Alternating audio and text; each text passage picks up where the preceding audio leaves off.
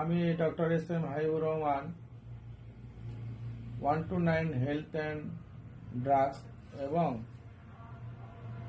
গবেষণা কেন্দ্র থেকে বলছি। আপনাদের সামনে একটি গুরুত্বপূর্ণ আলোচনা হচ্ছে এবং গুরুত্বপূর্ণ বিষয় হচ্ছে ডায়াবেটিস রোগীদের জন্য কি প্রস্তুতিমূলক এবং কি সতর্কতা অবলম্বন করতে হবে এবং তা রামাদান সিয়াম পালন করার জন্য খুবই গুরুত্বপূর্ণ।